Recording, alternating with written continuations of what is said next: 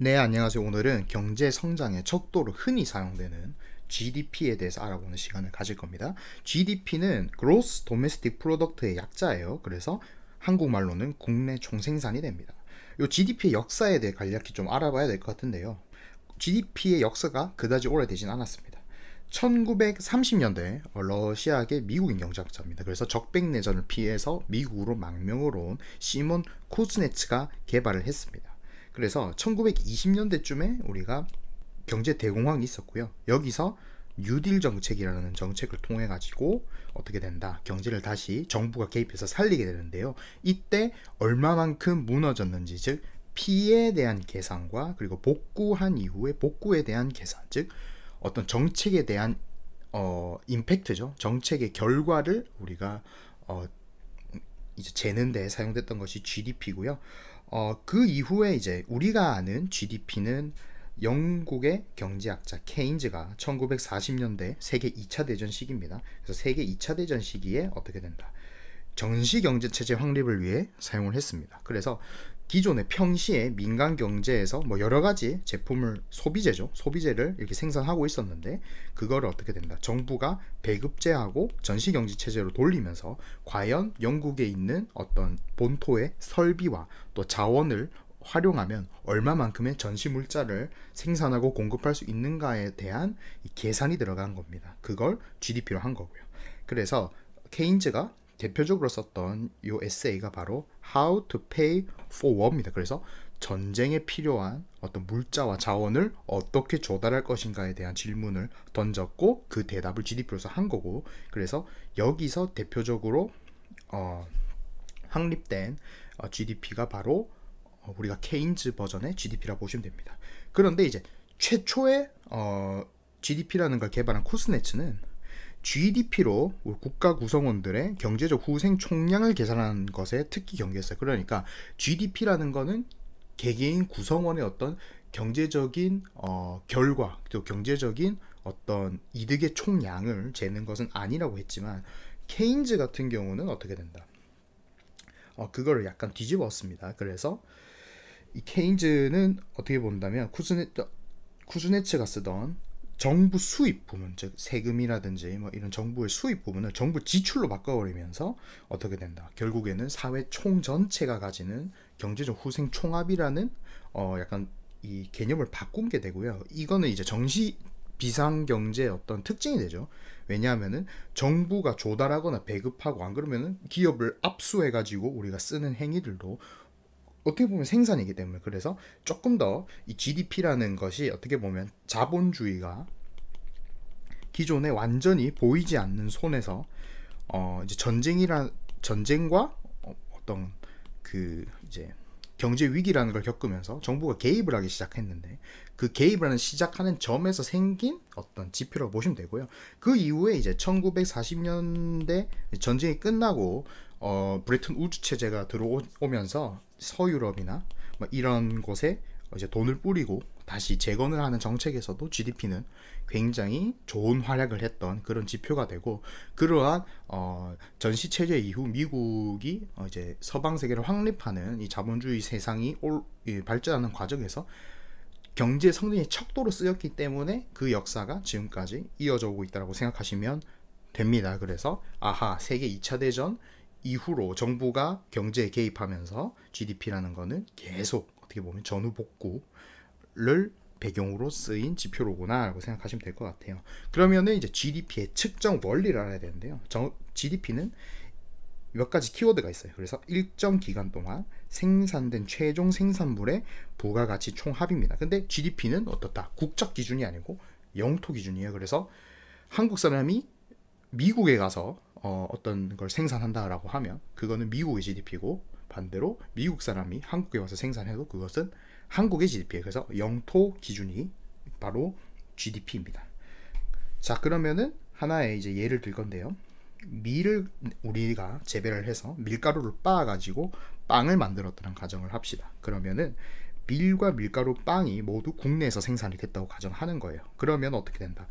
밀의 출고가, 밀가루의 출고가가 모두 GDP에 합해지는 게 아니고, 밀과 밀가루의 가격은 무시하고 빵의 최종 판매가가 GDP에 반영이 된다는 겁니다. 그리고 밀과 밀가루는 중간재가 되는 거죠. 그럼 첫 번째 질문이 나올 수 있죠. 자, 모든 밀과 밀가루가 빵이 되는 건 아닐 것이다. 밀가루나 밀이 재고로 나오면 어떻게 되냐? 그러면은 이번 해에 딱 끝나는 시점에 밀가루는 재고 투자가 되는 거예요. 그리고 그게 밀가루 출고가로서 GDP에 반영이 되고, 내년에 밀가루를 가공하면 밀가루의 출고가만큼 GDP가 빠지고 가공한 빵만큼 GDP가 올라가서 상쇄가 되게 됩니다. 그러면 밀을 수입했다면 어떻게 되냐? 밀을 수입을 했다면 빵 판매가에서 밀가루 수입가를 빼는 것이 GDP에 반영이 됩니다. 자, 그렇기 때문에 어떻게 된다? GDP라는 거는 이 영토 안에서 행해진 모든 경제 활동을 싹 다 더할 수 있는 겁니다. 그래서 여기서 중요한 거는 그럼 빵의 출고가만 들어갔느냐라고 하면 그것도 아닐 수 있는 거예요. 자, 빵을 똑같이 만들더라도, 그죠? 백화점에서 파는 빵과 마트에서 파는 빵과 편의점에서 파는 빵이 모두 가격이 다른데, 여기서 제공된 서비스, 즉 유통 마진 역시도 GDP에 포함이 된다는 사실입니다. 그리고 여기서 중요한 점은 서비스도 포함이 돼요. 그래서 재화와 서비스 모두가 GDP에 포함이 되는데, 시장에서 거래가 돼야 된다는 겁니다. 예를 들면 서비스라는 것도 뭐 택시비면 택시비, 배달료면 배달료, 뭐 요런 것들, 즉 우리가 화폐 단위로서 어떤 가격을 부여할 수 있는 서비스가 GDP가 에 들어간다는 거예요. 그래서 원래 GDP는 이런 식으로 이제 측정이 돼야 됩니다. 그래서 뭐 택시비도 넣고, 아까 말씀 배달비도 넣고, 빵도 넣고, 전화기도 넣고, TV도 넣고, 뭐 이러한 다양한 상품들의 최종 이제 판매가를 GDP로서 이제 넣는 방식이 있는데, 이후에 제가 말씀드렸듯이 케인즈 버전의 GDP는 어떻게 본다면 생산 쪽에서의 이런 계산을 하지 않고 소비 쪽에서의 계산을 하게 됩니다. 그래서 수입과 수출을 우리가 하지 않았다면, 그죠? 어떻게 보면 경제 한 영토 내의 경제는, 그죠? 수출과 수입을 빼면 생산과 소비가 동일하다는 것을 가정으로 하는 거예요. 그래서 결국에 이 경제를 구성하는 세 가지 대표적인 주체, 가계, 정부, 기업이 서로 소비하고 한 거는 결국에는 서로 생산한 것과 완전히 똑같다는 겁니다. 그래서 요 수입 수출을 빼면은, 더하고 빼면 0이다. 그래서 항상 소비와 생산은 국가 내에서 대칭적이고 일정하다는 겁니다. 자, 근데 여기서 이제 또 이제 중요한 게 또 몇 가지가 나옵니다. 그래서 그러면은 뭐다? 말한 대로 사람들이 쓴 거, 그죠? 사람과 기업이 쓴 소비가 있을 거고, 그 다음에 정부가 지출한 내용이 있을 겁니다. 정부가 뭐 도로도 만들고, 뭐 댐도 만들고, 뭐 공무원 월급도 주고, 그죠? 그런 정부 지출이 있을 거고, 그 다음에 가게나 기업들이 투자를 할 수도 있는 거예요. 주식 투자 이런 건 투자가 아니고, 뭐 내구재를 산다든지 기계장치, 건축물, 구축물 이런 걸 말하는 겁니다. 하고 수출은 뭐다? 수출은 우리의, 그죠? 우리가 이 경제 안에서 만든 거를 팔아가지고 이익을 받아왔죠. 그죠? 이익을 받아온 거예요. 그리고 수입은 뭐다? 반대로 해외 기업한테 이익을 준 거죠. 그러니까 우리 경제한테 빠지는 거고, 수출을 하면 우리 경제 요 하나의 이 생태계에, 그죠? 소비력이 늘어나는 겁니다. 자, 여기서 이제 몇 가지 이제 주의해야 될 포인트가 있어요. 첫 번째, 정부 지출의 경우 이전 소득은 포함하지 않는다. 그런 무슨 말이냐면 정부가 돈을 많이 쓰는 거는 맞습니다. 하지만은 그 성격에 따라 달라요. 그러니까 정부는 어디서 돈을 가져옵니까? 가계와 기업으로부터 세금을 떼게 되는데, 이 사람들한테 다시 돌려주는 행위는 GDP에 포함이 안 된다는 거예요. 그러니까 여러분들, 정부가 여러분들에게 돈을 가져오고 연말정산으로 돌려준다. 아니면은 재난지원금으로 돌려준다. 유가보조금으로 돌려준다. 건강보험으로 돌려준다. 국민연금으로 돌려준다. 그거는 뭐예요? 그냥 가져갔다가 맡아놓고 다시 주는 거죠. 그거는 GDP에 포함이 안 되는 겁니다. GDP라는 거는 부가가치가 창출돼야 돼요. 그죠? 부가가치. 그 부가가치는 어디서 창출돼요? 공무원은 어떻다? 우리에게 공공 서비스라는 부가가치를 주는 것이고, 광급공사를 하면 인프라로서 우리한테 부가가치를 주는 거죠. 그러니까 어떻게 된다? 돈을 모았다가 푸는 거는 GDP에 포함이 안 된다. 그래서 한 보시게 되면은 막 정부가 막 커지고 정부 부채가 막 는다고 해가지고 어떻게 됩니까? GDP는 늘어나지 않는다. 그래서 GDP에 들어가는 게 정해져 있는 겁니다. 그러니까 GDP상 투자, 금융업은 아니에요. 금융업은 아닙니다. 그러니까 우리가 뭐 주식 투자를 했다 이런 거는 투자로 보지 않습니다. GDP상 투자는 개인의 경우에는 주택이 가장 대표적이고요. 기업은 건축물, 기계장치, 자본재죠. 그러니까 오래 쓰는 내구재들이에요. 그리고 재고도 투자로 본다는 점이에요. 재고도 투자를 보고, 그러면은 기업에게는 재고라는 게 투자면 가게에게는 저축이라는 게 투자가 되죠. 그래서 금융업 전체적으로 뭐 주식, 채권 안 들어갑니다만 저축은 들어가는 겁니다. 그리고 재미있는 점, 간주 임대료라는 게 있어요. 그래서 예를 들면은 내가 집을 샀습니다. 그러면은 반대로 이 주변에 임대료를 내가 추정을 해가지고 그만큼은 매년 GDP가 발생했다고 보는 거예요. 그래서 자가 소유자의 주택은 임대료 가치를 추정해가지고 GDP를 반영하는 겁니다. 여튼 여러 가지 GDP를 재는 룰이 계속 뭐 이렇게 있지만, 핵심적으로 보자면 GDP는 이 영토 안의 구성원들의 생산력과 소비력을 측정하는데, 수출 수입을 빼면 우리가 뭐다, 생산과 소비는 똑같다고 가정했기 때문에 그렇고, 지금 우리가 어쨌든 GDP의 계산은 생산보다는 소비 쪽에서 우리가 중점을 두고 있다라는 것을 아시면 좋을 것 같습니다. GDP도 이제 한 가지 종류가 아니에요. 그래서 명목 GDP, 노미널 GDP하고 실질 GDP, 리얼 GDP가 있습니다. 자, 아까 우리가 GDP라는 걸 봤을 때, 그죠? 요거는 이제 양쪽 모두 이제 생산 쪽과 소비 쪽으로 계산하는 두 가지 방법 모두 GDP를 올리는 방법이 두 가지가 있다는 걸 보시면 좋을 것 같아요. 자, GDP를 올리고 싶다. 그러면 빵의 가격을 올리면 돼요. 안 그러면 빵을 더 많이 생산하면 될 겁니다. 이쪽도 마찬가지죠. 기업이 이윤을 많이 남기기 위해서는 공급하는 가격 자체를 높일 수가 있는 거고, 안 그러면 공급을 더 많이 해버리면 되는 겁니다. 정보 소비를 더 많이 할 수도 있는 거예요. 그래서 뭡니까? GDP라는 거는 어떻게 된다? 두 가지가 있다. 재화와 서비스가 가격이 증가해가지고 GDP가 올라갈 수가 있고, 재화와 서비스의 생산량이 증가해가지고 우리가 GDP가 올라갈 수 있는데, 그럼 GDP를 우리가 애초에 왜 계산을 했냐라고 하면, 처음으로 다시 돌아가면 어떻게 된다? 경제의 성장을 내가 하기 위해서, 그죠? 측정하기 위해서 GDP라는 거를 내가 계산하려고 하는데, 1번 같은 경우는 그죠? 이건 인플레이션이라는 거예요. 그래서 우리가 계산하려는 거는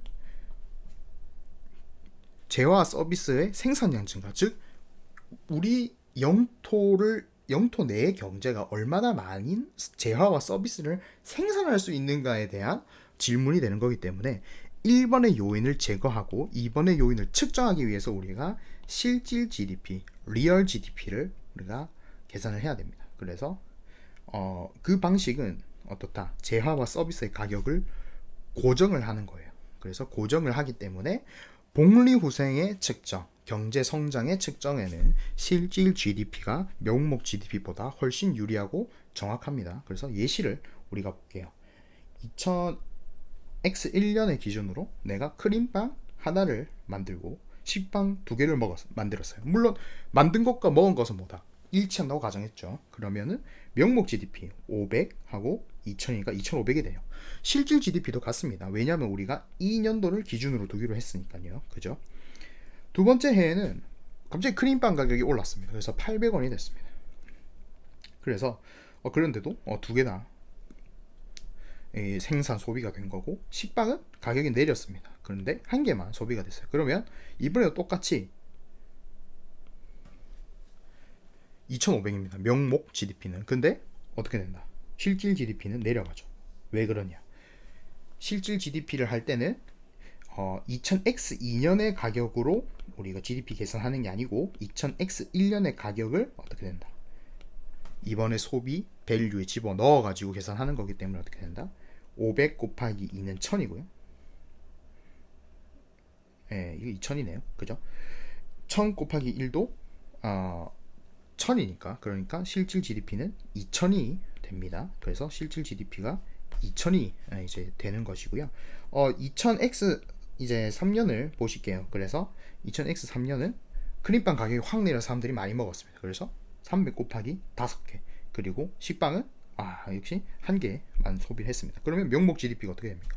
갑자기 그죠? 크림빵 가격이 너무 많이 하락을 했기 때문에 2,000원 밖에 안 돼요. 3 곱하기 5, 1,500이고 500인데, 근데 우리가 실질 GDP를 잴 때는 그죠?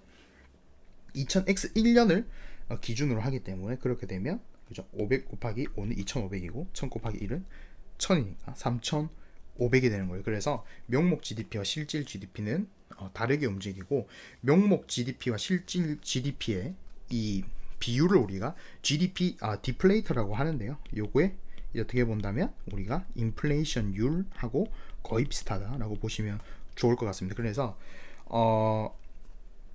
요 실질 GDP의 움직임, 실질 GDP를 뭐 몇 달러 가겠다, 몇 달러 가겠다, 요거는 하지 않아요. 그래서 중앙은행들의 정책 목표인 경제 성장, 그리고 요런 것을 이제 측정할 때 우리가 실질 GDP를 사용한다. 그래서 어떻게 된다? 인플레이션의 요인을 제거한다라고 보시면 될 것 같고, 그 이제 경제 성장인데 뭐 예를 들면 정치인들 같이 뭐 5만 불, 6만 불 이렇게 은행들은 정하지 않는 이유가 기준 연도를 어디에 두냐에 따라 가지고 또 달라지는 거고요. 또 생각을 해보시면 좋을 것 같은데요. 실질 GDP를 예를 들면 한국의 경우 원화를 쓰는데 외화인 달러나 뭐 유로나 뭐 엔으로 표시를 할 수 있느냐, 그거는 불가능하다는 겁니다. 왜냐하면은 환율 그 자체가 경제 성장과 인플레이션율이라든지 뭐 정치적인 이슈 같은 다양한 변수를 품고 있기 때문에, 그거를 우리가 대입을 해버리면 우리나라 경제를 평가하는데 그 당시 금융 상황이라든지 뭐 다른 변수들을 집어넣는 꼴이 되는 거예요. 그러면 정확하게 측정할 수가 없겠죠. 그래서 일단은 이론적으로 실질 GDP는 그죠? 어떻다? 외화로 표시를 할 수가 없습니다. 그래서 이렇게 보시면, 그래서 항상 이제 명목 GDP, 실질 GDP 이런 게 있는데, 어쨌든 명목 GDP는 그 당시에 그냥 환율로 우리가 바꿔버리면 되는 거거든요. 그래서 실질 GDP 같은 거 보시면 한국에 2015년을 이제 실질 기준으로 했습니다. 그 2015년이 요 기준 연도가 되는 건데, 그러면은 실질 GDP하고 명목 GDP가 이렇게 똑같겠죠. 그때가 1인당 3,260만 원이었는데 2020년에 명목 GDP하고 실질 GDP를 보니까 명목 GDP는 그죠? 14% 올랐는데 실질 GDP는 8.06% 올랐다. 그래서 그 사이에 물가는 한 6% 정도 올랐구나라고 보시면 좋을 것 같습니다. 그래서 이렇게 실질 GDP하고 명목 GDP를 여러분들 분리해서 보셔야 되고, 명목 실질 GDP가 실제로 이제 경제성장 측정에 쓰인다라고 보시면 될 것 같고요. GDP가 이렇게 실질 GDP를 사용하더라도 GDP의 한계와 단점은 명확합니다. 그래서 우리가 명목 GDP라는 거에서 이 가격 증가, 인플레이션이라는 걸 빼고 했지만 그래도 여전히 많은 그죠 이슈가 존재한다는 거예요. 그거는 GDP를 우리가 계산하는 특징에 이제 의한 겁니다. 첫 번째, 지하 경제예요. 대표적으로 GDP에 잡히지 않는 겁니다. 그래서 공식적으로 보고되지 않고 기록되지 않는 거래입니다. 예를 들면은 뭐 세금을 내지 않는 거래는 모두 지하 경제라고 보시면 돼요. 그래서 썼는지 안 썼는지를 볼 수가 없으니까 GDP는 측정하지 못하죠. 그래서 이제 뭐 박근혜 정부라든지 이런 정부에서 뭐 현금 영수증, 신용카드 했을 때 소득 공제 해주고 뭐 요런 걸 통해 가지고 지하 경제를 양성화한다. 그래서 지하에 있던 거를 위로 끌어올리는 어떤 정책이 많이 나왔는데, 그렇게 하면 GDP가 증가하느냐라는 질문을 했을 때 당연히 증가하죠. 왜냐하면 기록되지 않는 거래들이 기록이 되고 그게 GDP에 들어가니까 GDP는 올라가는데, 그럼 반대로 그죠? 그렇게 GDP 올라갔습니다. 그러면은 국민 후생은 증가하는, 그러니까 우리 국민이 어떤 소비력은 증대됐느냐? 그럼 아니라는 거죠. 왜냐하면은 어떻게 된다? 결론적으로 GDP는 이제 증가를 했어요. 그래서 GDP는 증가했는데 우리가 결국에 실질적으로 우리가 쓸 수 있는 GDP는 동일한 거예요. 왜냐하면은 기존에는 그냥 지하에 있어서 그죠? 우리가 모두 그 서비스를 누리고 재화를 누렸음에도 기록이 안 됐을 뿐 실질적인 GDP는 거의 동일한 건데 분배받는 대상이 달라지는 거예요. 그래서 어떻게 본다면 원래는 기업하고 가게가 이렇게 깜깜이 거래를 하고 있었는데 중간에 정부가 끼어 들어오면서 세금을 양쪽에서 떼가는 거래가 이제 된 겁니다. 자, 그렇게 되니까 국민후생은 증가하지 않고 그대로가 되는 겁니다. 소비자는 신용카드를 통해서 어떻게 됩니까? 오늘 바로 대금을 지불하지 않아도 되죠. 그래서 외상 소비를 통한 후생이에요. 그게 뭐냐? 이자가 되겠죠. 이자라든지 뭐 그런 외상 소비에 대한 어떤 경제적인 이익이 있는데 국가는 그죠? 국가도 부가세도 떼고 법인세도 떼고 이런 세금에 대한 이익이 있는 건데 대신에 자영업자들은 세금과 수수료에 대한 어떤 마이너스를 보는 겁니다. 물론 이제 뭐 정말 규모가 작은 쪽에서는 이제 보조가 들어갑니다. 세금으로 보조가 들어가긴 하는데 어쨌든 카드를 통해 가지고 뭐 어떤 걸 바꿨다라고 했을 때 실제로 그 서비스가 바뀌지 않는다. 재화와 서비스의 질이나 생산량이 좋아지지 않는다면 결국 국민후생은 똑같은 그런 상태가 되는 겁니다. 그래서 뭐 구멍가게가 편의점을 바뀌어가지고 예를 들면은 뭐 더 세금 추기가 잘 된다. 뭐 그렇다고 해도 GDP는 똑같은 거고 공짜로 하던 배달 서비스가 갑자기 유료로 바꿨다. 뭐 그렇게 하더라도 어떻게 된다. 결국에는 그 배달 서비스에 대한 가격이 인상이 되지 않는 한 GDP는 똑같다라고 보셔야 되는 거예요. 그래서 그런 것도 우리가 GDP가 우리 국민 후생을 재는데 약간 오류가 있는 거고 또 여기서 한 번 더 들어가면 지하 경제하고 약간 비슷한데 또 아닌 거예요. 그래서 아까 전에 말씀드렸듯이 GDP는 판매가 기준이고 시장에서 거래되어야 되다 보니까 우리가 대가 없이 한 행위는 추계가 되지 않는다. 근데 대가 없이 한 행위들이 우리 사회나 어떤 그런 경제적인 어떤 발전에 이바지하지 않는 건 아니거든요. 예를 들면은 그죠? 뭐 주부의 어떤 가사노동 그거 예를 들면 우리 집에서 어머니들이 일을 하지 않으면 그 도우미를 불러야 되는데 그거는 GDP에 들어가는 거예요. 그러니까 우리에게 주는 후생은 똑같은데 하나는 GDP에 들어가고 하나는 GDP에 들어가지 않는 거예요. DIY 활동 같은 것도 예를 들면 이케아에서 내가 가구를 조립했어요. 그러면은 가구를 사온 이케아에서 사온 그것만 GDP에 들어가고 내가 열심히 뭐 이렇게 뚝딱뚝딱 해가지고 한 그거는 GDP 안 들어간다는 거죠. 근데 이케아 아저씨를 불러요. 이케아에서 이케아가 도와드릴게요 하면 그 4만 원인가 받죠. 그럼 그 4만 원은 GDP에 들어가는 겁니다.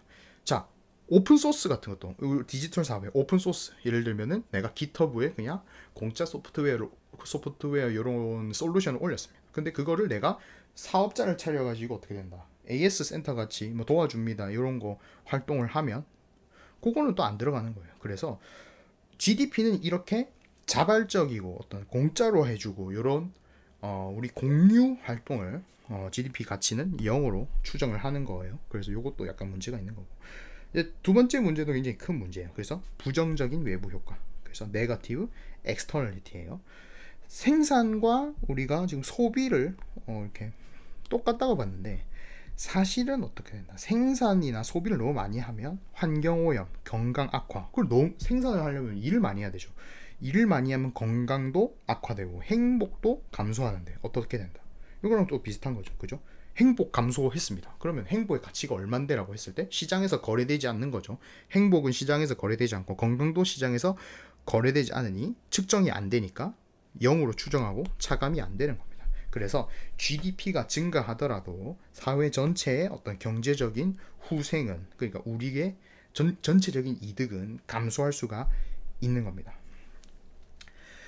자, 그러면은 이제 다음이 이 PPP에 대한 내용이에요. 그래서 아까 우리가 실질 GDP를 했을 때 어떻게 된다. 환율이라는 거는 다른 나라의 경제적, 금융적 이런 상황 그리고 시대상의 상황에 따라 가지고 항상 변동하기 때문에 그 환율을 집어넣어 가지고 뭐 하나의 통화, 달러면 달러, 인터내셔널 달러면 달러 뭐 이런 걸로 바꿨을 때 그렇게 했을 때 상당한 그죠 오류가 생기는 거예요.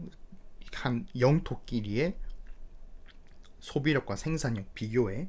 그래서 그러면은 명목 GDP만을 비교해야 되는데 그렇게 되면 또 뭐죠?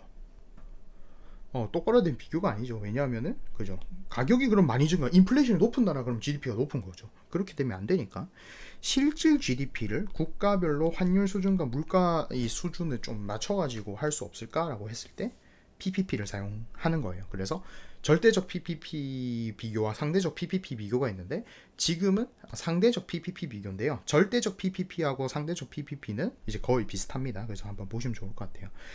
PPP를 계산할 때 나오는, 그러니까 구매력 평가를 하는 거예요. 구매력 평가에 나오는 가장 중요한 원칙이 1몰 1가의 법칙입니다. 그래서 대표적인 지수가 여러분들이 많이 보셨을 겁니다. 빅맥 지수라든지 요새 나오는 또 새로운 지수인데요, 스타벅스 라떼 지수 같은 게 있어요. 그래서 이런 것들은 영국의 이코노미스트지가 이제 PPP를 뭐 계산하는 뭐 이런 목적에서 이제 들어간 요런 지수가 되는데, 이게 무슨 말이냐, 빅맥과 스타벅스 라떼 같은 경우는 전 세계에서 시켜도 그 품질이 거의 비슷한 균일한 제품, 품질도 균일하죠. 왜냐하면 글로벌 프랜차이즈 스타벅스와 맥도날드가 하니까 품질도 균일하고 양도 균일하고, 그렇기 때문에 소비자가 얻는 후생도 거의 비슷하다. 그래서 그걸 가지고 국가 간의 물가와 환율을 비교하는 겁니다. 그러면은 우리가 어떻게 된다, 소비력을, 실질 소비력을 비교를 할 수가 있는 거예요. 그래서 모든 재화는 이론상으로 같은 가격이 되는 거고, 모든 국가는 재화와 서비스 소비 비율은 동일한, 그러니까 모든 나라가 빅맥 한 개 먹고 스타벅스 라떼도 한 개 먹는 겁니다. 그 비율이, 예를 들면 중국은 100개 100개라는 거예요. 우리가 그렇게 그냥 친다는 거예요. 그리고 한국도 2개 2개 뭐 이렇게 되는 거고, 미국도 50개 50개 뭐 이렇게 되는 겁니다. 그러니까 예를 들면은 뭐 한국은 스타벅스 라떼를 너무 좋아해, 빅맥보다 너무 좋아해서 1대1 비율로 소비 안 하고 뭐 2대1 비율이야. 그래서 뭐 30, 15 이건 아니라는 거예요. 그래서 전 세계가 똑같은 비율로 소비한다는 겁니다. 자, 그렇게 되면 어떻게 되냐, 결국에는 우리가 물가 수준의 비교로 환율을 자동 결정하는 거예요. 그래서 우리가 자유무역을 가정하고 물가 수준의 비교로 환율을 먼저 결정한 다음에 그 다음에 그 환율을 가지고, 그죠, 여기 실질 GDP를 PPP 기준에 이제 달러로 바꾸는 거예요. 그래서 실질 GDP를 위한 실질 물가 수준의 환율을 적용하는 거예요. 그래서 아까 말했던 금융적 배경 뭐 이런 것들을 다 없애버린, 그래서 여기서 없앤 것은 뭐다? 환율 이슈예요. 자, 근데 이렇게 PPP라는 게 결국에는 그럼 어떻게 된다, 실질적으로 몇 개를 소비하고 몇 개를 생산할 수 있는가에 대한 평가가 들어가는 건데, 여기서도 이제 문제가 있죠. 몇 개를 묻는 거예요. 그래서 양에 집중되어 있습니다. PPP는 실질적인 양. 그러니까 제품의 품질이 높아져도 PPP는 상승하지 않는 거예요. 자, 물가 수준의 비교로 내가 자동 결정했습니다. 그러면 물가를 올리는 원인은 물론 인플레이션도 있겠지만, 예를 들면은 뭐 스타벅스 라떼를 오지게 열심히 만드는, 그 똑같은 커피 라떼 한 잔 만들어도 어디는 그냥 우유 부어서 주고 어디는 라떼 아트를 해서 돈을 많이 번다. 그래서 라떼 아트를 해가지고 예를 들면 소비자의 후생이 증가했더라도 PPP는 그걸 뭐야, 그냥 너희들 물가가 높네, 너희들은 소비력이 낮아, 이렇게 평가를 하는 겁니다. 자, 그 다음에 물가가 높아지는 데는 또 운송, 서비스나 세금 등의 보조 및 제반 비용이 들어가는 거예요. 그래서 예를 들면 우리나라는 부가세가 10%, 뭐 일본은 부가세가 뭐 7%, 그리고 뭐 독일은 부가세가 12% 이러면은 똑같은 라떼 한 잔을 먹어도, 그죠? 어디는 12% 붙고 어디는 10% 붙고 어디는 7% 붙고 이런 문제가 있는 거고, 그 다음에 운송료도 그렇죠. 운송료도 그렇고, 어디는 뭐 택배 하나 2,500원, 5,500원, 6,500원 이렇고, 뭐 서비스도 어디는 기깔나게 서비스를 열심히 해가지고 뭐 미국처럼 팁도 받고 이래갖고 서비스 비용도 들어갈 수가 있는 거예요. 근데 그런 거를 싸그리 다 무시해버린다는 거예요. 그래서 PPP는 이런 것에서 조금 문제를 보이는 면이 있습니다. 그래서 대표적으로 보시면은 GDP가 비슷한 나라인데 PPP 1인당 GDP가 비슷한데 PPP가 굉장히 다른 나라가 있죠. 그래서 그게 한국, 대만, 일본이 됩니다. 그래서 보시면 대만이라는 나라는 중국하고 굉장히 가깝고 중국에서 싼 물건들이 많이 들어오니까 똑같은 물건을 하더라도 품질은 좀 낮더라도 굉장히 낮은 가격으로 들어오게 돼요. 그리고 섬이죠. 섬이니까 어때요? 영토가 좁아요. 영토가 좁으니까 어떻게 돼요? 운반비가 안 들죠. 그러면 어떻게 됩니까? GDP는 비슷한데 1인당 PPP는 엄청나게 올라갑니다. 한국은 굉장히 중간 수준이죠. 어떻게 된다? 중국에서도 물건 들어오죠. 유럽에서도 물건 들어오죠. 미국에서 물건 들어오죠. 어떻게 됩니까? 한국은 그렇게 대만처럼 중국산 물건에 점유율이 높지 않죠. 그렇게 되니까 어떻게 된다? 한국은 GDP는 크게 차이 안 나는데 PPP는 중간 정도가 됩니다. 일본을 보시죠. 일본이 한국보다 GDP가 조금 높은데 PPP는 엄청 떨어져 있거든요. 왜 그렇습니까? 뭐 하나 만드는데 뭐 장인이 칼 깎고 품질이 높죠. 그리고 중국산 수입이 많지 않죠. 그러다 보니까 어떻게 된다? GDP상의 경제 수준은 비슷한데 실질 소비력으로 보니까 제일 떨어지는 거예요. 개수를 많이 살 수가 없다는 겁니다. 그래서 PPP가 이제 계산되는 방식은 우리가 한국, 대만, 일본의 사례를 봐서라도 뭐 요런 이제 결과가 나타내는 건데, 결국에는 어차피 GDP에서 시작된 것들은 요런 이제 계량 과정을 거쳤더라도 결국에는 생산력과 소비력을 측정하는 겁니다. 그래서 GDP는 다른 건 측정하지 않고 오직 시장에서 이제 계산할 수 있는 생산력과 소비력을 전부 측정한다라고 보시면 좋을 것 같아요. 이제 세계화 시대에 들어오면서 이제 또 나온 건데, 그럼 국내 생산해가지고 국내 소비를 했다. 그러면은 원래 우리가 이렇게 생산과 소비가 안쪽에서 거의 돈다고 생각을 했는데, 여기서 빠진 게 있죠. 바로 해외에서 수입 수출하는 것뿐만 아니라 기업도 해외 기업이 있다는 거였어요. 그리고 해외 기업들은 어떻게 된다? 다시 그 이윤을 자국의 가게에 공급을 하나라는 문제에서, 그죠? 애플이 한국에서 무언가를 뭐 이제 팔았습니다. 그럼 그게 한국으로 재투자되나요? 아니죠. 미국이나 뭐 애플 네덜란드 아일랜드라는 자회사에 이제 배당이 되는 거예요. 그러면은 이들이 이제 조달하거나 번 이유는 어떻게 된다? 이제 이 우리 영토의 경제 안에 머무르지 않고 나가버리는 거죠. 자, 두 번째, 외국인 노동자 같은 경우, 외국인 노동자가 100만 원 벌고 50만 원은 우리나라의 기업에서 뭐 자기도 먹고 살아야 되니까 뭐 밥솥도 사고 쌀도 사고 했습니다. 남은 50만 원은 우리 자국에 있는, 그죠, 가족에게 보내겠죠.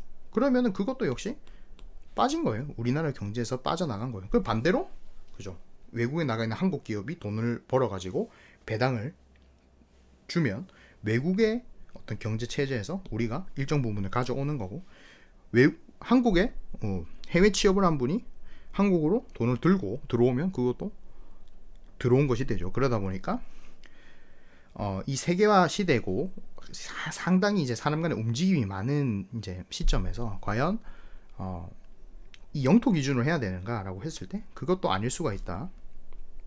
그래서 아까 말했던 그런 이제 소득이 바로 해외 취득 요소 소득이라고 국내 이제 한국말로 그렇게 합니다.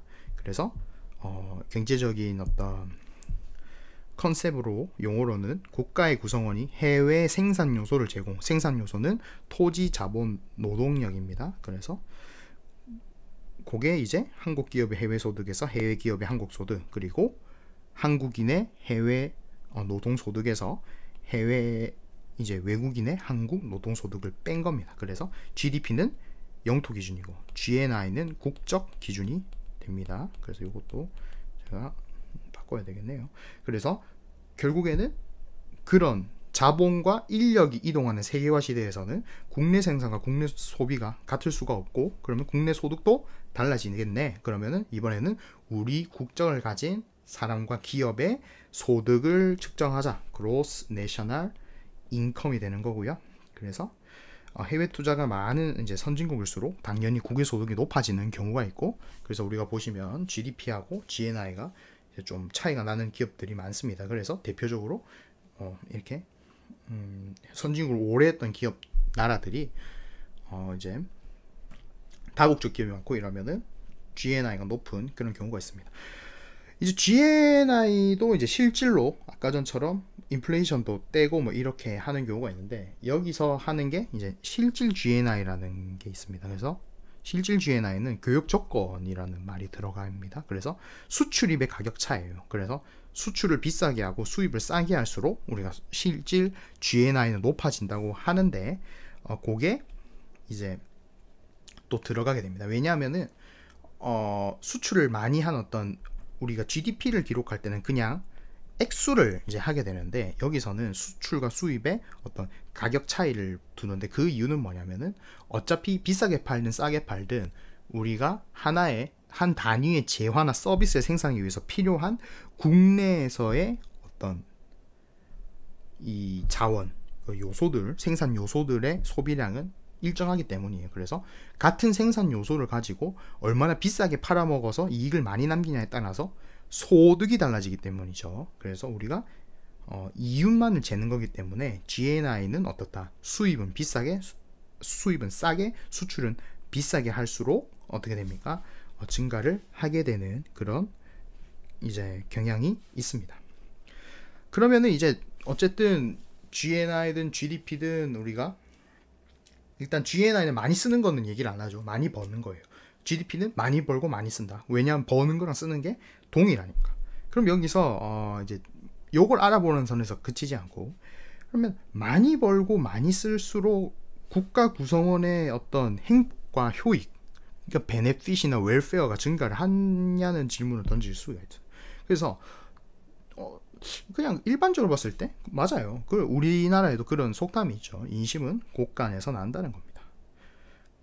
그래서 물질적 소비력이 없으면은 인간 삶이 융택해질 수는 좀 없습니다. 근데 반대로 생각해 봅시다.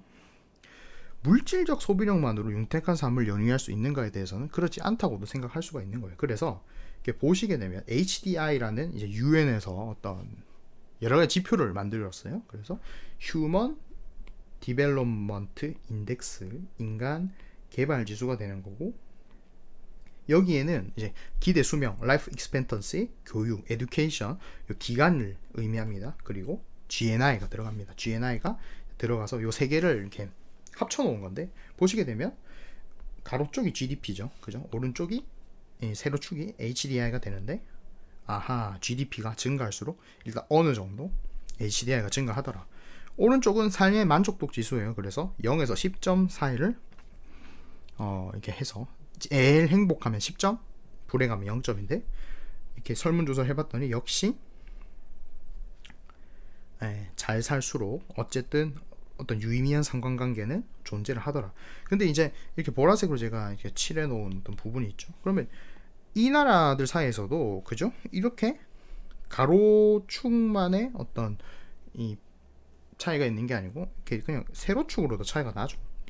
그래서 GDP를 성장시키는 것만으로 이렇게 행복한 삶을 영위할 수는 없는 것이 이렇게 보이긴 보입니다만, 어쨌든 상관관계는 있다.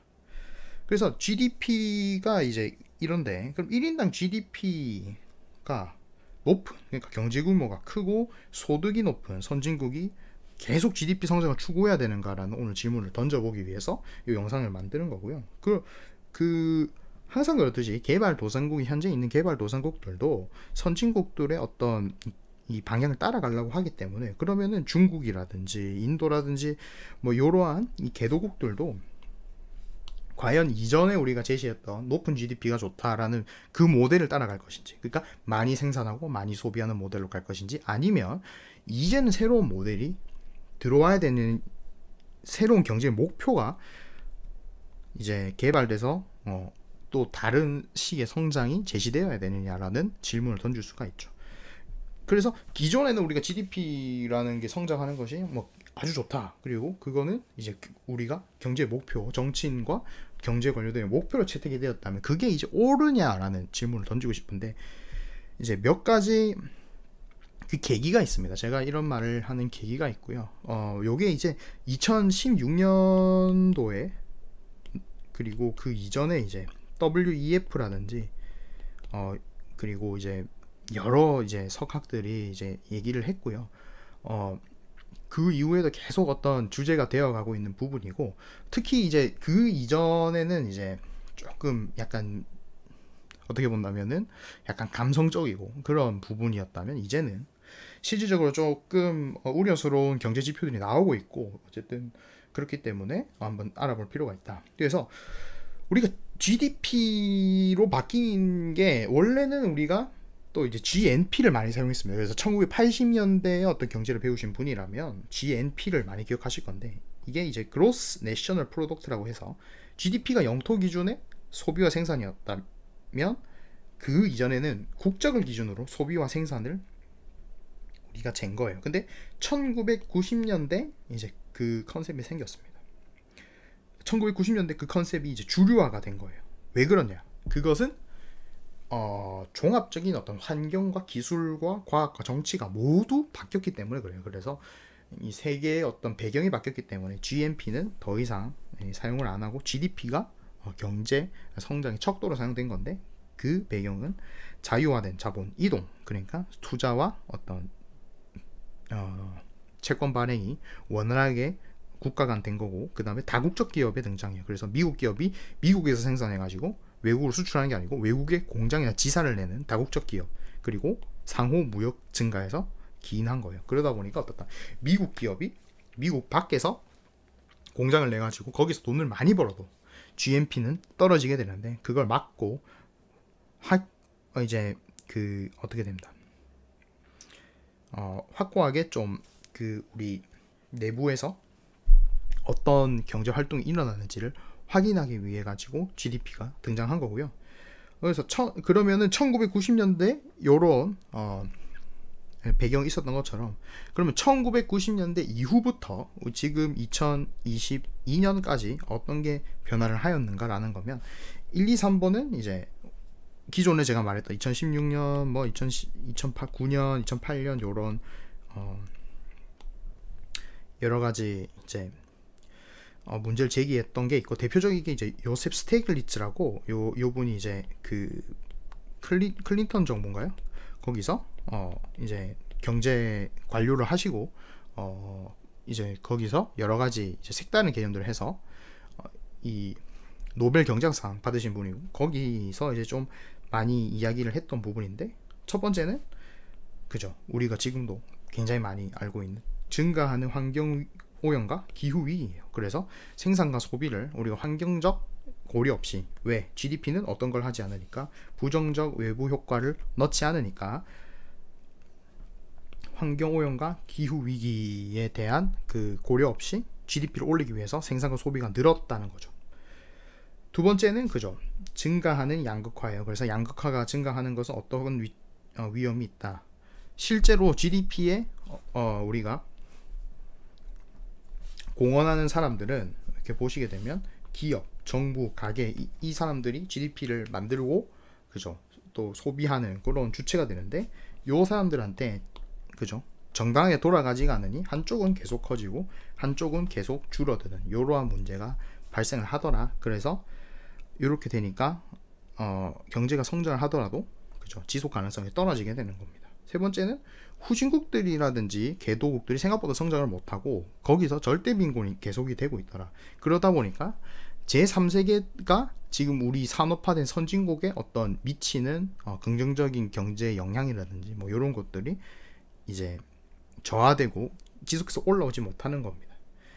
자, 그래서 우리가 GDP 말고 이러한 지수를 좀 봐야 된다라는 건데, 환경오염에서는 1인당 CO2 배출량이라든지 뭐 GDP 1달러 증가의 CO2 배출량 뭐 이런 것도 있고요. 양극화는 이제 대표적인 게 지니 계수가 있고, 또 뭐 중위소득도 있죠. 그래서 평균 소득이 아니고 이제 중간 순번에 있는 사람의 소득을 재는 거고, 세 번째는 문맹률도 있지만 뭐 대표적으로 평균 수명도 있고 절대 빈곤율 있을 겁니다. 그래서 그런 것도 후진국가 절대 빈곤을 조금 체크를 할 수 있는데, 양극화에서도 평균 수명은 좀 체크가 가능한 부분이 있습니다. 자, 근데 이런 문제들은 이제 어떻게 보면 굉장히 고질적인 문제고, 사실 이건 뭐 GDP로 하더라도 이미 그들은 아래에 있고, GDP의 문제가 맞느냐라는 어떤 그 이슈가 있어요. 그래서 이 사람들이 뭐 여기 정치 체제 문제, 안 그러면 환경적 문제, 원래 얘들은 사막에 살아, 원래 이쪽은 뭐 자원이 부족한 그러한 어떤 이슈가 있는, 그리고 주변 국가들과의 내전이라든지 이런 문제가 있기 때문에 사실상 우리가 GDP라는 거의 문제, 즉 현대 경제 체제의 문제는 아니라고 우리가 생각했는데, 지금은 어떻게 본다면 이렇게 약간 추상적인 문제에서 보다는 이제 현실적인 문제가 온 거예요. 그래서 코로나19 이후에 새로운 문제가 현실화가 됐고, 이거는 연방준비위원회도 이제 인정을 했습니다. 바로 인플레이션 장기화 공급망 이슈예요. 공급망 파괴와 공급망이 지연되는 거예요. 그래서 제롬 파월이 FOMC에서 트랜지토리 인플레이션 아니다, 그죠? 인플레이션은 더 이상 일시적인 게 아니다 라는 거를 확인했습니다. 그러니까 새로운 문제가 들어온 거예요. 그래서 그 문제가, 첫 번째는 공급이 수요를 따라갈 수가 없는 거예요. 아까 전에 산업재 그리고 중간재 최종재 이렇게 쭉 가는 이 루트가 어떻게 본다면 많이 생산해 가지고 많이 소비해서 그렇게 하기에는 이제 우리가 한계에 다다랐다. 그리고 이걸 보자면, 그죠, 지구에 어떻게 본다면 자원도 우리가 한계에 다다랐다라고 보시면 좋을 것 같아요. 대표적으로 우리가 배터리 시장에도 볼 수가 있죠. 그래서 배터리가 뭐 사실 코발트 문제가 없었다면, 그리고 뭐 다양한 히토리움 문제가 없었다면 우리가 지금 엄청나게 전기차를 많이 생산할 수 있을 텐데, 전기차를 생산 못하는 이유는 이러한 광물이 부족하기 때문이죠. 인프라 투자도 마찬가지예요. 그래서 바이든의 인프라 투자가 처음에 올라갔을 때 철광석, 구리, 이런 알루미늄 같은 이런 이제 금속들의, 희귀 금속들의 가격이 이제 올라가게 되었고, 결국에는 우리가 지구의 자원도 어느 정도 한계에 맞이를 한 겁니다. 자, 다섯 번째는 운송 문제, 제조업의 무기화, 공급망의 파괴. 그래서 우리가 아까 전에 GDP라는 거를 할 때 딱 우리가 가정했던 게, GDP가 이제 들어온 배경이 아까 보시듯이 무역 증가와 다국적 기업의 등장, 자유무역 뭐 이런 건데, 그게 이제 진행이 되기는 좀 어려워졌단 말입니다. 왜냐하면은 특정 업체가 이렇게 반도체라든지 뭐 요런 특정 업종을 장악을 해가지고 이렇게 함으로써 어떻게 된다, 다른 제조업에 영향을 미치기 때문에 생산에 문제가 발생을 하는 거고, 운송도 마찬가지죠. 그래서 미국에 지금 항구에 배가 쭉 서 있습니다. 물건 내리지 못하고, 그런 문제도 있고, 또 공급망의 파괴예요. 그래서 미국과 중국이 싸우면은, 그죠, 미국의 반도체 장비 업체가 중국에 수출을 할 수가 없고, 그럼 중국에서 생산된 반도체가 미국으로 돌아갈 수가 없는. 그리고 일본에서, 그죠, 소재를 주지 않아요. 일본에서 반도체 소재를 한국에 주지 않으니까 한국이 일본에 반도체를 수출할 수 없는, 이러한 문제들이 이제 발생을 할 수가 있는 거고, 그래서 이제는 소비를 많이 하는 그런 문제가 아니고 생산의 문제고, 생산의 문제는 지금 현재 경제적으로 해결이 되는 부분이 아니죠. 왜냐하면 정치와 외교 그리고 뭐 안보라는 그런 문제를 들먹이고 있기 때문에 자유무역이 이제 종료가 된 거고, 인플레이션이 장기화되는 배경이 되었다. 그래서 이제는 무시할 수가 없고 상당히 중요한 문제로 떠오른 것이 바로 뭐다, 과도한 소비, 많이 사고 많이 쓰고, 요 문제에서 비롯한 거고, 이제는 시장이 어떻게 보면 소비자 중심이 아닌 생산자 중심으로 돌아가고 있다는 사실을 여러분들이 파악을 조금 할 수가 있죠. 그래서 예를 들면 차 사려고 거의 뭐 1년씩 대기를 한다, 또 샤넬백하고 뭐 롤렉스 시계 살라고 백화점에 줄을 서 있죠. 이런 문제도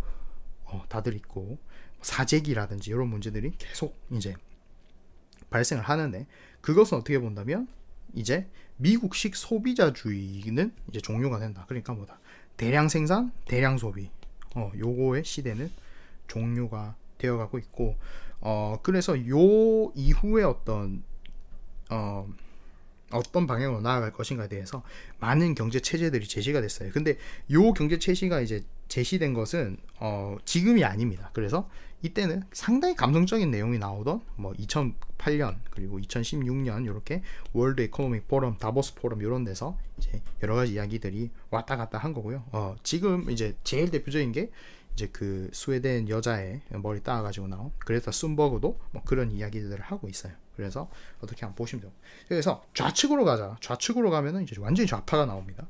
그래서 자본주의의 사회주의를 믹스해가지고 자본주의를 서서히 우리가 메인스트림, 즉 주류 정치 체제에서 지워나가려는 어떤 노력들이 보이고 있는데, 이제 사회주의가 이제 한국에서는 그다지 이제 많이 알려지지는 않았습니다만, 이제 소련식과 유럽식이 좀 달라요. 그래서 소련식은 생산 수단의 국유화가 되는 거고, 유럽식은 성장보다는 분배를 향해 가는, 그래서 사회 전체에 골고루 이익이 돌아가는 체제가 이제 유럽식 사회주의가 되는데, 첫 번째 문제인 환경오염을 타개하기 위해서 우리 그레타 순버거 같은 이런 급진적인 환경주의자들은 어떻게 된다?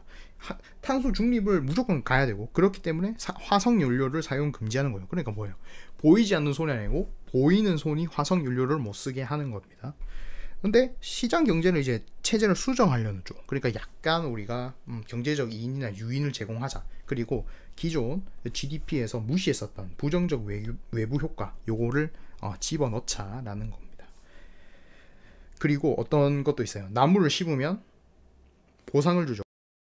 나무를 심는 행위는 아주 자발적이에요. 기업이 나무를 심고 뭐 이런, 그리고 뭐 태양광 패널을 이제 천장에 넣어가지고 하는 행위도, 그걸 보자면은 사실 어떤 겁니까? 대가 없이 한 행위죠. 내가 돈을 많이 벌려고 이제 태양광 올리진 않으니까 그런 거에 경제적 유인을 내가 제공하겠다는 거예요. 그래서 화석연료와 오염물질을 덜 뿜고 친환경적으로 바뀌는 거에 대해 가지고, 탄소에 대해 가지고 어떻게 된다? 서로 시장 경제 안에서 탄소 거래소가 있죠. 거기서 거래해 가지고 서로 이제 탄소에 대한 메리트과 디메리트를 주는, 그래서 효용과 손해를 주는 탄소 배출권 EU ETS 시스템, 요거를 통해서 한다. 그 다음에 양극화는 어떻게 할 거냐? 그러면은 이제 좀 예전에 나왔던 사람이죠. 피케티, 토마 피케티인데, 이 사람이 자본소득보다 노동소득이 높다, 증가율이 높기 때문에 어떻게 된다? 기본소득하고 글로벌 자본세죠. 이 사람이 한 거 이제 글로벌 자본세인데, 어떻게 된다? 자본으로 번 돈의 뭐 70%에서 83%를 그냥 강제로 떼자. 전 세계 정부가 같이.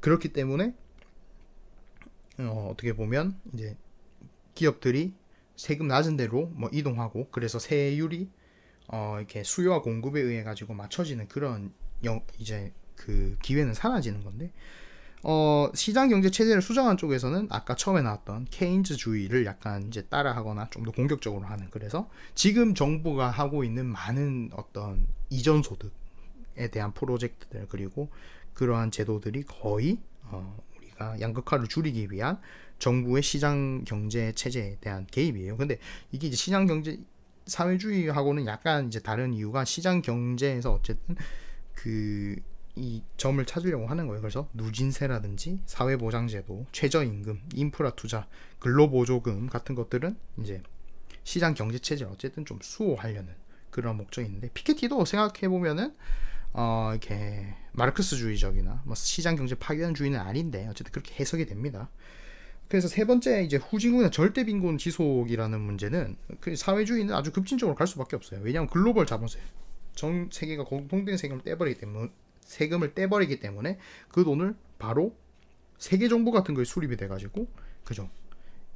EU 같은 집단이 이제 거의 소련 수준으로 가는데, 그게 전 세계로 퍼져버리는 겁니다. 그래서 제4혁명을 주장했던 이제 트로츠키적인 세계 이제 정부가 수립이 돼서 뭐 그렇게 갈 수밖에 없는 거고, 시장 경제 체제는 이제 그렇게 하지 않고 각국 정부가 자율적으로 출연금 내 가지고 이제 못 사는 나라들 도와주고 원조하는 그런 ADDB, IMF, 세계은행 같은 것도 있고, 뭐 그냥 주는 거는 거의 월드뱅, 유니세프도 있고요. 뭐 한국에도 코이카가 있고, 독일에도 독일 원조 뭐 국 있고, 미국에도 뭐 그런 것들이 있죠.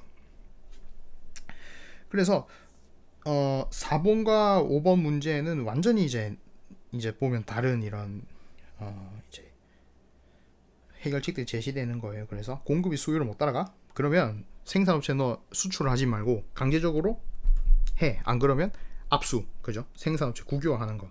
강제 투자. 미국이 삼성을 불러서 너 투자해. 뭐 강제는 아닌데 반강제니까 그렇게 하는 거고. 중국 투자하지 마. 그죠? 중국 우리나라의 기업 인수하지 마. 투자 제한. 이거는 거의 사회주의적인 거죠. 왜냐? 생산 수단의 이제 이전을 막으니까요. 근데 이제 시장 경제 쪽으로 좀 마일드하게 가는 쪽은 보조금을 준다든지, 안 그러면은 우리가 서로 FTA를 해서 더 무역을 활성화시키자. 그러면 부족하지 않을 거야. 그리고 세계관 과학 프로젝트, 뭐 여러 나라가 뭐 이렇게 협력해서 허블 우주만환경, 뭐 세롯 우주만환경 하나 날렸죠. 그리고 경제 협약, 뭐 우리 서로 잘해보자라는 어떤 WTO라든지 이런 협약들이 있는 건데, 어쨌든 지금 이제 요런 새로운 경제 체제가 이렇게 제시되는 이제 이유들은 바로 현 경제 체제는 쓰는 양, 생산되는 양에 우리가 집중을 할 뿐, 효율성과 지속 가능성에는 중점을 두지 않기 때문이라는 걸 다시 한번 알 수가 있습니다. 그러니까 우리가 더 많이 생산하더라도 사실 뭐 이러한 문제들이 해결되지 않았고, 오히려 환경 오염이나 기후 위기 같은 문제가 더 양산이 되었기 때문에 그렇게 보시면 좋을 것 같아요. 그래서 GDP라는 지표는 현대 경제 체제, 즉 소비자주의와 성장을 이제 우선시하는 그러한 문화에서 우리가 중점했는데, 사실은 성장이 거의 제로로 떨어지면서 그거를 그냥 거의 포기해버린 나라가 일본이 됩니다. 물론 그들은 계속 얘기해요. 성장할 겁니다. 근데 안 되잖아요. 그죠? 안 되니까 그냥 놔버린 거예요. 그래서 주류 경제학者있죠. 연준, 뭐 한국은행, 유럽중앙은행 뭐 다 경계하는 것이 일본화입니다. 일본화, Japanification이에요. 근데 이게 그러면 이전에 그 다른 중앙은행들이 말한 것처럼 과연 나쁜가라는 거에 대해서 한번 체크를 해봐야 되는데, 지금 여기가 1인당 GDP, 그리고 위쪽이 1인당 탄소 소비량이에요. 근데 보시게 되면 일본이라는 나라는 산업 생산이 굉장히 많은 나라임에도 불구하고, 그죠? 어떻게 본다면 탄소 소비량도 좀 적고, 일본은 또 쓰레기 발생량도 굉장히 적어요. 그래서 플라스틱 소비량이라든지 이런 걸 지표로 봤을 때도 굉장히 낮은 그러한 국가가 되겠습니다. 그래서 생각보다 일본이 친환경적인데, 이제 나중에 되면 이제 원전 닫아가지고, 그죠? 석탄하고 천연가스 떼고 이러면은 또 아닐 수가 있는데, 어쨌든 지금 현재는 어쨌든 그렇다. 그래서 일본의 특징은 첫 번째 장기 초저금리, 그리고 장기 저인플레, 그리고 장기 저성장이에요. 그래서 저금리는 일본은행이 0%로 만들어 놓은 거예요. 10년 국채. 그래서 일본은 되게 특이한데, 보통 이제 정부가 우리나라도 그렇고 이렇게 하면 국채 발행한다 이러면은 여기 이제 은행들이 이제 입찰을 들어옵니다. 금융기관들하고. 근데 이게 아니고 일본은행이 먼저 가져가는 제도가 있어요. 그리고 은행 간 금리도 이제 유럽 텔트로하고 비슷한 게 마이너스 0.1%에서 금액에 따라서 0%, 0.1% 금리로 빌려주게 되고, 인플레도 굉장히 낮죠. 일본이 거의 0%에 수렴하는 인플레이션이고, 종종 계속 디플레이션이 나오면, 그래서 보시면 이게 0이면 그죠? 디플레가 이렇게 왔다 이렇게 왔다 뭐 이런 식으로 하는데, 이제 구로다 총재 말로는 이제 15년 동안 뭐 마이너스 0.3%였다라고 했고, 장기 저성장이죠. 거의 0인데 1%대 미만이라고 보시면 됩니다. 근데 거의 0%예요. 일본의 사회적 특징도 이러한 경제적 특징을 이제 만드는데 굉장히 영향을 줬습니다. 그래서 첫 번째는 생산 가능 인구가 줄어드는 거. 그렇죠. 1990년대부터 인구는 꾸준히 감소를 합니다. 근데 이제 또 미국이나 영국 같은 경우는 그러면은 그럼 이민을 받죠. 예를 들면 뭐 우리나라로 치면은 뭐 방글라데시라든지 뭐 캄보디아 이런 데서 이민을 받는데, 일본은 이민 안 좋아합니다. 이민 싫어, 오지마. 그래서 인구 주는 거를 그냥 받아들이게 되는 겁니다. 자, 그리고 갈라파고스화가 이제 있죠. 내수 물품하고 내수 서비스가 국내예요. 그리고 뭐 일본 같은 경우는 보시게 되면은 우리나라도 코카콜라가 그죠? LG에서 하죠. 그것처럼 모든 이제 외산 업체들 같은 경우도 거의 이제 내수 업체들하고 파트너십이라든지 거의 인수가 되어 있습니다. 최근에는 스타벅스하고 신세계도 그렇고 그런 문제가 되어 있고, 또 상품 같은 경우도 거의 일본 사람들은 일본 거의 표준이 있어요. 그래서 냉장고도 작은 거 쓰고, 뭐 식기세척기도 무슨 뭐 서랍 같은 나오는 작은 거 쓰고요. 욕조 같은 경우도 오이다키라고 해가지고 자가 욕조를 쓰고, 비데도 일본 비데는 또 따로 거의 표준이죠. 그래서 일본은 거의 자가 표준이고, 그들이 생산하는 물건의 규격이라든지 스타일도 완전히 자기 세계가 원하지 않는, 일본만이 원하는 그러한 갈라파고스화 기술 만능주의가 있죠. 무조건 기술은 세계 최초 그리고 세계 최고가 되야 된다. 그래서 세카이노 이치방이 돼야 된다. 세카이노 이치방이라는 이제 기술 만능주의가 됐고, 그게 이제 되면서 어떻게 된다. 일본에 보면 자동화가 굉장히 많다. 그래서 뭐 자판기도 엄청 많고, 뭐 지하철 무인개찰기 그것도 일본이 처음 개발한 거고요. 뭐 다양한 그런 분야가 있는 거예요. 그래서 사회적 특징으로 보시게 되면 성장은 없고 소득 수준이 유지가 됐고요.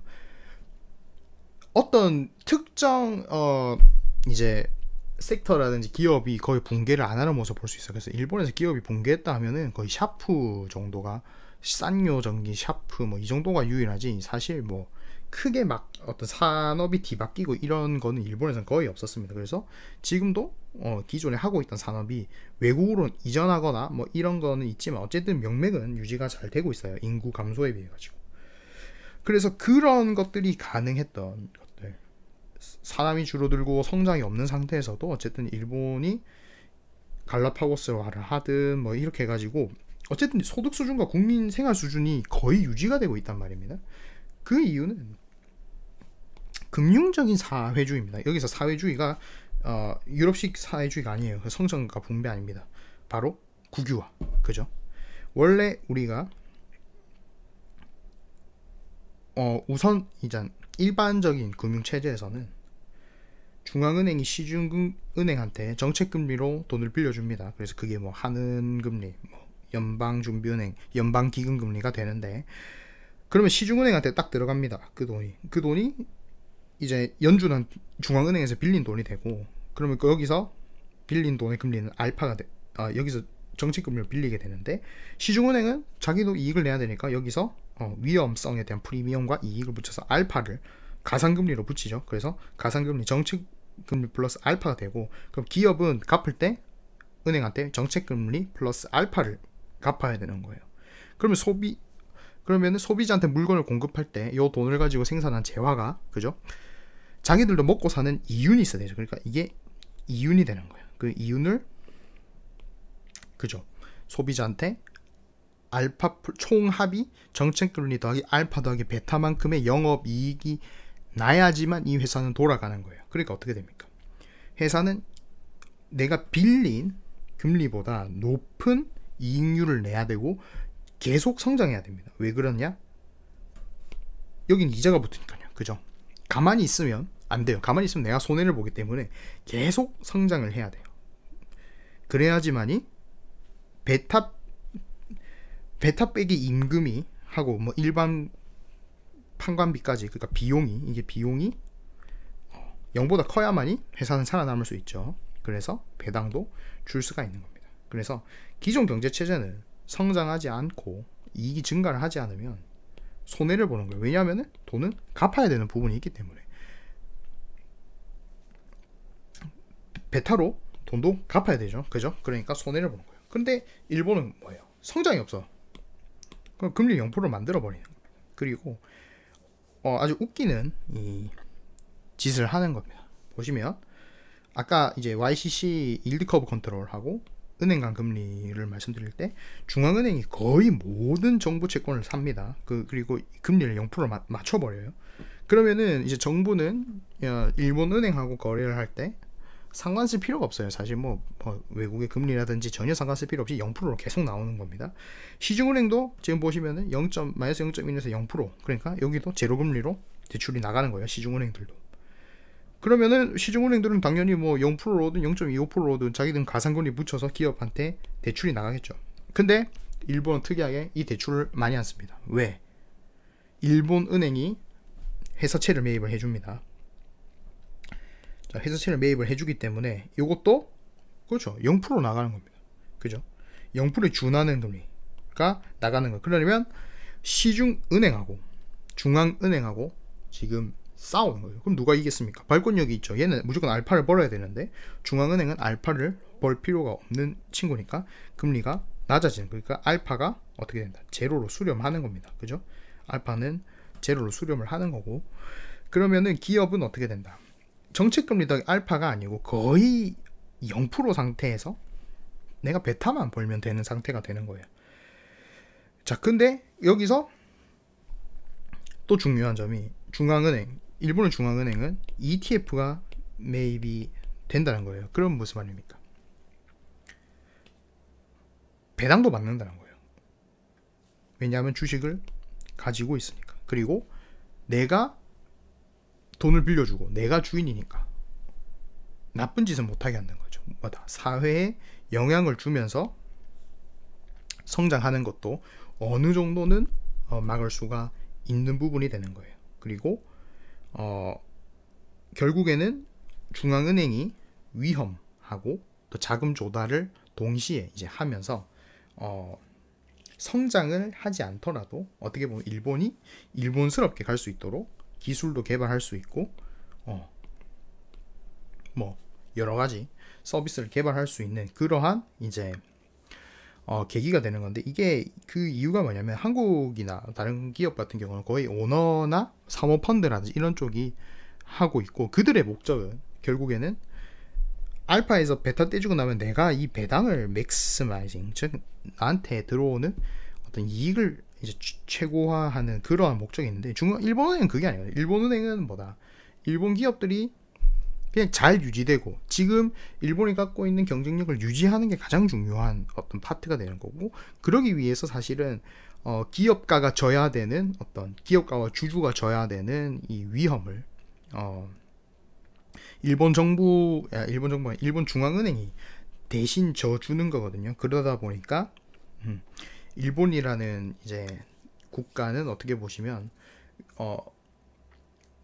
위험이 국가로 가 있는 상태죠. 그러니까 위험이 국가로 가 있는 상태이다 보니까 일본은 경제가 성장하지 않음에도 불구하고 그죠, 큰 이제 위험이 없는 상태다. 대신 이러한 움직임을 하면서 어떻게 된다? 자기가 계속 돈을 찍어가지고 그죠? 돈을 찍어가지고 자국의 이 자산을 사기 때문에 결국에 돈을 갖고 있는 일반 소비자 있죠. 돈의 가치는 계속 내려갈 수밖에 없습니다. 하지만 일본에서 생각보다 그런 일이 발생하지 않죠. 일본이 예를 들면 이런 이제 금융적 사회주의 시스템이 일본 구로다 총리는 QQ이라고 합니다. 그래서 QQ는 Qualitative and Quantitative Easing, 그러니까 양적 완화가 아니에요. 요 이제 연준과 유럽 중앙은행이 하는 거는 양적 완화인데, 요거는 질 앤 양적 완화예요. 즉 무슨 말이냐, 내가 양적으로 완화해 줄게. 내가 너의 주식도 사고 회사채도 사고 정부한테 공짜로 돈을 빌려주는데 그것 갖고 어떻다, 질적인 성장을 하러 가는 게 아니고 양적인 것도 같이 추구하라는 거예요. 질적과 양적 성장을 동시에 하라는 겁니다. 자, 그러다 보니까 어떻게 된다? 일본 기업들하고 이런 쪽이 공짜로 돈을 빌려주니까 그것 가지고 기술 투자를 할 수가 있는 거죠. 왜냐, 내가 뭔가를 수입하지 않으면 계속 일본 경제 내에서 빙빙 돈이 도니까. 근데 여기서 중요한 점이 일본이 모두가 될 수가 없죠. 자, 일본의 특징이 뭡니까? 일본의 특징은 전 세계 대상으로 무역 흑자가 있는 거예요. 그리고 지금 일본이 계속되는 무역 흑자가 없거든요. 그 이유는 일본에 있는 다양한 산업들을 동남아라든지 미국이라든지, 그러니까 전 세계에 생산 공장도 있고 일본 자체도 생산을 하고 있는 거예요. 그러다 보니까 생산 공장도 쫙 펼치고, 그러니까 포트폴리오에 흔히 말하면 굉장히 좋다는 겁니다. 그래서 일본이 모델이냐라고 했을 때는 그럴 수는 없다는 겁니다. 그래서 일본이 1980년대부터 했던 해외 투자라든지 이런 거에 있어가지고 일본은 절대 모델이 될 수가 없고, 일본인이 아까 말씀드린 대로 갈라파고스화에 따라 가지고 해외 제품에 대한 소비도 작은 거예요. 그래서 일본의 모델이 우리나라도 미국도 될 수가 없는데, 이러한 경제적 특징을 가지는 거에 대한 일본의 대처는 금융적 사회주의였고, 요거는 참고할 필요가 충분히 있다는 거예요. 그래서 보시게 되면 한국도 미국도 양적 완화하니까 사람들이 자산을 자꾸 매입을 하는데, 그런 거에서 생겨나는 버블을 어떻게 보면 차단을 하는 과정이 바로 일본식 금융적 사회주의가 돼요. 그래서 사회 전반적인 리스크를 일본 은행이 가져가고, 기업가들은 여기서 얼마나 플러스 알파를 가져가느냐가 되는 거예요. 그리고 일본식 시스템은 그죠, 스타트업은 매입을 못해요. 왜냐하면 ETF라는 게 토픽스라든지 니케이라든지 이렇게 상장되어 있는 기업들만을 대상을 하기 때문에 어떻게 보면 이렇게 성장하는 기업들 있죠. 그래서 스타트업 같은 경우는 완전히 시장 경제 논리로 진입을 하다가 상장이 딱 되고 나서 지수에 편입이 되면 그때부터 일본 은행이 꾸준히 주식을 매수해가지고 지분율을 채워나가는 구조가 되기 때문에, 또 어떤 지분 변동에 의해 가지고 국민의 이제 그 사회 구성원들의 이익이 저하되고 그 소득이 외부로 빠져나가는 부분에 있어서도 상당히 좀 이제 보류가 되는 부분이거든요. 그래서 생각해 본다면 우리나라에서 배달의 민족이, 그죠, 독일로 엑시트를 했다라고 한다면, 일본 같은 경우는 배달의 민족이 당연히 토픽스에 상장을 하고, 그죠, 여기서 이제 일본 은행이 계속 주식을 매입해 주니까 가격이 오르면서 그거 보면서 창업자가 팔고 나가든지 가지고 있든지 뭐 이러한 움직임이 됐을 겁니다. 그래서 금융적 사회주의는 그런 거예요. 그래서 모두가 대박이 날 수가 없는 거죠. 그리고 이게 왜 사회주의냐고 한다면,